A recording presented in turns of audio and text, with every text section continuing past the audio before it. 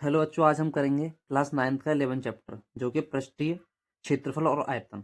ठीक है, इसने रखा है एक लंबवृत्तीय शंकु का पृष्ठीय क्षेत्रफल। आज हम शंकु के बारे में पढ़े, शंकु क्या होता है। ठीक है, आइए ये है, देखिए लंबवृत्तीय शंकु। लंबवृत्तीय शंकु क्या होता है? शंकु यानी कोण जो होता है मेरा इस टाइप का होता है, जैसे कि हम कोई कुल्फी वगैरह खाते हैं, वही मेरा क्या होता है, शंकु होता है। जिसकी क्या होती है, हाँ, ये यहाँ से यहाँ तक जो होती है रेडियस होती है, यानी त्रिज्या होती है, और ये हमारी ऊंचाई होती है उसकी, यानी कि ऊंचाई इसको हम एस से रिप्रेजेंट करते हैं, एच से दर्शाते हैं। और ये मेरी जो होती है ना, ये तिरछी जो लंबाई होती है, इसको हम बोलते हैं तिर्यक ऊंचाई, जिसे हम एल से दर्शाते हैं। ठीक है, अब त्रिज्या बराबर होता है व्यास बट्टे दो। व्यास क्या होता है? ये पूरा होता है, त्रिज्या का दोगुना जो होता है वो क्या होता है? व्यास होता है। त्रिज्या आर बराबर होता है व्यास बट्टे दो, यानी आर बराबर डी बाई टू। डी क्या है? डी है व्यास।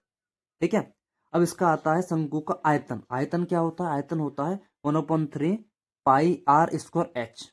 ठीक है, अब शंकु का वक्र पृष्ठीय क्षेत्रफल, इसका फॉर्मूला पाई आर एल। अब तीसरे नंबर का आता है शंकु का कुल पृष्ठीय क्षेत्रफल, ये होता है पाई आर ब्रैकेट में एल प्लस आर।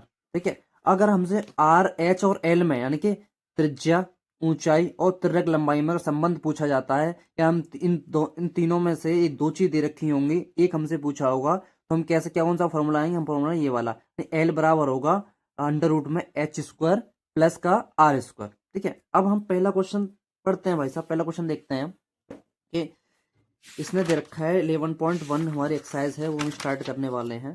जैसे इसने दे रखा है बाई है ना, जब तक अन्यथा ना कहा जाए तब तक पाई का मान 22/7 लेना। ये पाई होता है सर, ये क्या है? पाई। ठीक है, अब इसका हमें, अब शंकु का एक इसने बोला है, पहला क्वेश्चन दे रखा है, एक शंकु के आधार का व्यास 10.5 एंड 10.5 सेंटीमीटर है, और इसकी तिर्यक ऊंचाई कितनी है? 10 सेंटीमीटर है। कितनी है? 10 सेंटीमीटर है। इसका इस इसका वक्र पृष्ठीय क्षेत्रफल ज्ञात कीजिए। क्या ज्ञात कीजिए? वक्र पृष्ठीय क्षेत्रफल ज्ञात करना है इसका हमको। वक्र पृष्ठीय क्षेत्रफल ज्ञात करना है, तो आइए हम इसको करते हैं। कैसे करेंगे इसका वक्र पृष्ठीय क्षेत्रफल? देखिए, जो मैंने क्या है सर, ये वाला हमें जो चीज मेरे को दे रखी है वो मैं लिख ली, यानी व्यास दे रखा है, इतना दे रखा है, और तिर्यक ऊंचाई दे रखी है, इतनी दे रखी है। वक्र पर क्षेत्रफल हमको फाइंड करना है। ठीक है, तो व्यास के लिए क्या होना चाहिए भाई? वक्र पर क्षेत्रफल के लिए मेरे पास क्या होना चाहिए? मेरे पास होना चाहिए कि त्रिज्या होनी चाहिए। अब त्रिज्या हमें दे नहीं रखी है, तो त्रिज्या क्या होती है? मैं यहाँ पे लिख लूंगा त्रिज्या आर बराबर होती है, यानी व्यास की क्या होती है? आधी होती है, व्यास बट्टे दो, यानी कि 10.5 बट्टे दो।